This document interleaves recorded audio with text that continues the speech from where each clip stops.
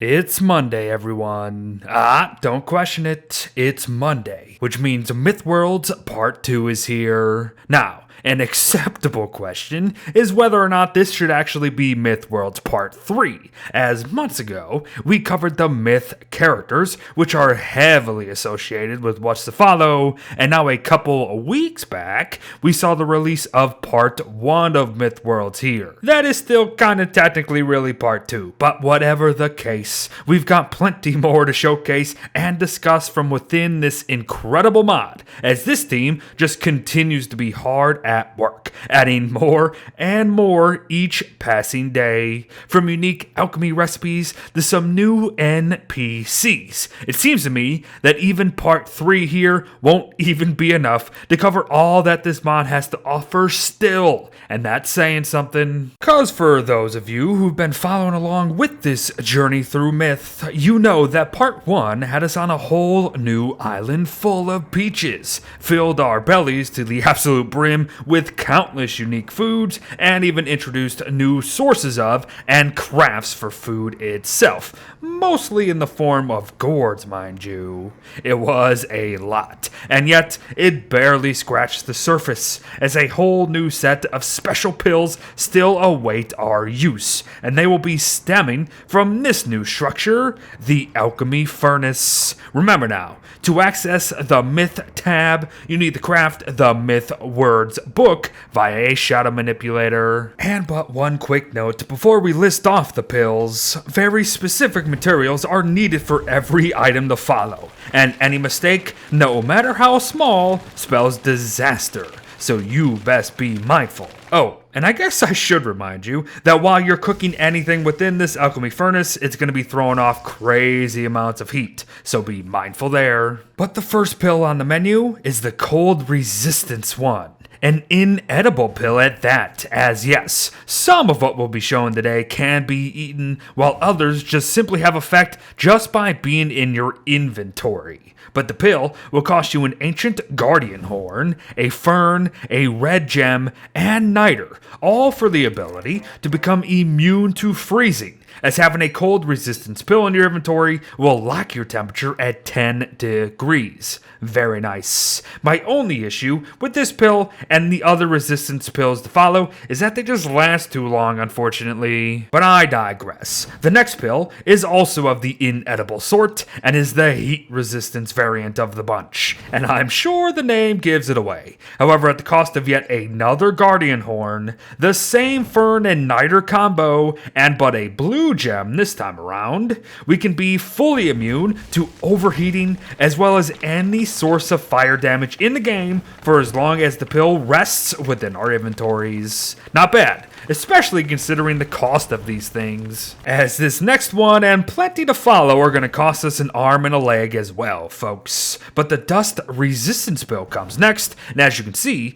it will be costing us a precious yellow gem this time, along with the rest of the crap. But now, the dust resistance pill offers us complete immunity to the effects of the sandstorm of the Oasis Desert come summer, and does so far better than the normal desert goggles themselves too. Very useful, I'd say, albeit quite expensive in comparison. But the last inedible pill on the list, the Thorns pill. Toss together 2 cactus flowers, a seed shell from the seaweeds of all things, and a living log for a pill that will not only allow us to damage nearby attackers every time we get hit by them, not too dissimilar to just wearing a bramble armor, mind you, but we will also be fully immune to thorns themselves, as we will no longer be able to take damage from picking cactus, thorny bushes, and you name it. Can wormwood just accomplish the same thing for less? Absolutely. So moving on to the edible portions of our main course today. Starting with the fly pill here. Fork over a dragon fruit, honey, niter, and a thing of nightmare fuel for a pill that when eaten boosts your movement speed for a full day. and it certainly feels way faster than just having a walking cane equipped, so there's that. But also know that only one effect of any edible pill can be active at once. They will not stack. But anyways, next comes the condensed pill. One with quite the specific recipe at that. Hobble together a durian, some gunpowder, a bee stinger, and yet another nightmare fuel for a pill that when consumed doubles your damage. This effect will also be around for a single day, so you best make the most of it. Have fun, and perhaps heal up while you're doing it. The Bloodthirsty pill follows suit, and for the cost of a single Batalisk wing, a living log, nightmare fuel, and a purple gem, you can have a pill that when eaten will knock you for 50 sanity and 40 health, yes, but a pill that nonetheless also grants a health leeching effect to all hits up to roughly 6 health per attack for an entire day. Not bad at all. But the last pill of the day already? The Bone Powder Pill, aka the Armor Pill as it's listed on the workshop page. Throw in 2 things: garlic, a bone shard, and a literal rock for a pill that when eaten will reduce all incoming damage by 50% for an entire day. Good stuff. But there is one last note about a select few pills that you should know before we move on. That being that the resistance pills can all be recharged via the Alchemy Furnace via themselves and all the materials needed to whip them up minus their guardian horn. Will you need this information as these pills last for 81 flippin' days? Who knows, but I gave it to you regardless. But let's take a little break from all the crafts to go on a little vacation, shall we? To yet another new island, the Moon Polar Biome.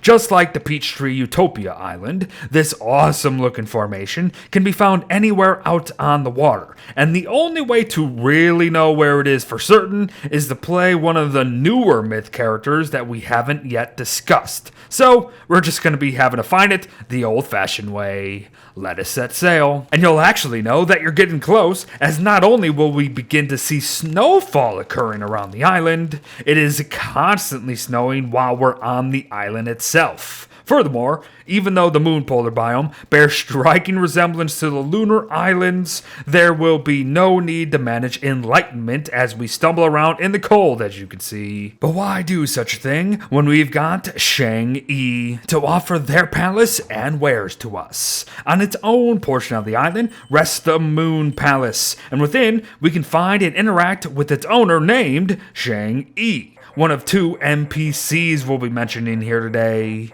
We can think of Shang-Yi as a pearl in that certain gifts and such raises her goodwill towards us, resulting in treats and crafts along the way. Now, I cannot confirm if certain offerings actually do lead to certain rewards, or if just everything is tied to her goodwill alone. However, trading Shang-Yi gems and big peaches leads to special crafts, munchies called mooncakes, and even a super cool portable orb of celestial goodness. So let's see what they all do, shall we? The Egg's mooncake restores some stats, as well as prevents all negative stats from foods being able to negatively affect you in any way. And the effects of the egg mooncake here, and even the rest to follow, will last for a full day, mind you. But next comes the snowy mooncake, and while it too raises some stats when eaten, its main draw is that it will actually lock your sanity and prevent it from falling any more from any source for an entire day. Not too shabby. And lastly, the nuts mooncake, same stats restored along with the ability to pause your hunger drain for a full day. Very nice. Oh, and note that none of these mooncakes are stackable at the end of the day. But before we get to her wares, let's talk the Jade Dish, the gift given to us once Shang-Yi's goodwill is high enough. It doesn't seem to take much to do that, mind you, and for it, we get a really cool looking orb that can be dropped on the ground at will to give us access to the Celestial Crafting tab without being near any of the Celestial altars. And I really like that idea, and I want it in the base game for Beat's sake. Oh, and it even throws off light too, even when it's in your inventory. But about all those wares we alluded to, 5 special exchanges become available as the goodwill of Shang-Yi grows, and while 3 of them are purely decorative items, with the other 2 offering gameplay advantages, all 5 are pretty sweet in my opinion. We can get blueprints for Orient screens that are unique fences that are actually see-through and look pretty darn great if I'm honest. We get another craft for lamp frames that can be placed anywhere we wish and will act as posts for the final blueprint craft, the Orient lamps. And we can hold the lamps ourselves for light, or we can choose to hang them from the frames. But not only that, the clean sweeper can be used to change the lamps into one of 4 additional versions of itself, all very unique and throwing off different types of light. Just beautiful. Next comes the Jade Ruyi, though, with its iridescent using craft. Spend that if you wish, and you'll go from having to spend quite some time picking peach trees one by one to being able to instantly harvest them with but a single click of the button.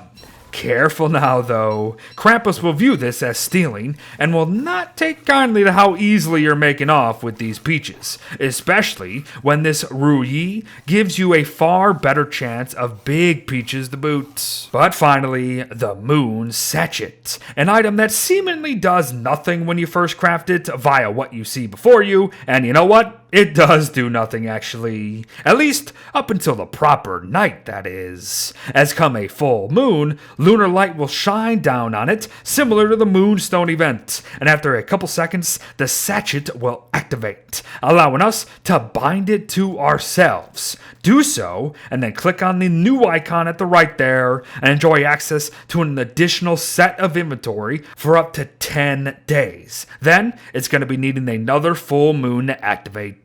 Cool stuff. But let's start wrapping up here with a few last crafts, starting with spell cards here. Or at least that's what they're called on the workshop page, mind you. The materials needed to whip up these cards in the Alchemy Furnace are on the ground before you here. And with these cards, we can summon NPC number 2, Lao Zi. By burning a spell card, he spawns and supposedly sticks around for 3 days and allows for us to trade with him 3 times as well. However, that wasn't the case for me. That said, here is how trading with him breaks down, and as you can see, it's quite the expensive process to take part in.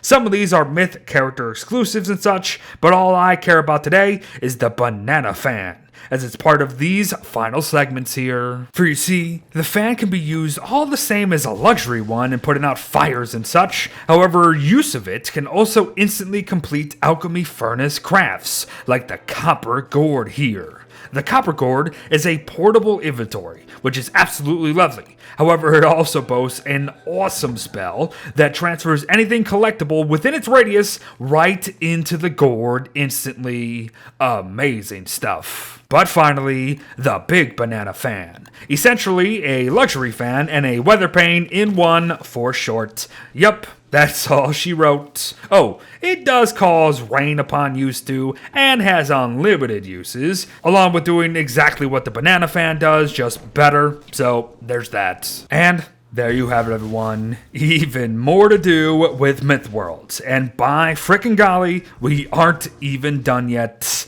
I didn't even cover some of the other crafts available to all of us. Myth character specifics that we left untouched are still on the table. Other unique mechanics on the Peach Island are still there for us to take advantage of. And oh yeah, the bloody bosses, for Pete's sake. We still need to showcase the Black Bear here. We have the Rhinoceros, or at least as I have come to call them, to kind of bout with. And the brand spanking new one, the Treasure Toad, awaits us on the Moon Polar Island. And this guy was just added very recently, mind you. It's insane. This mod is just insane. I don't have words anymore, folks. But all the love and thanks to the mod team, and I'll see you in the next one, everyone.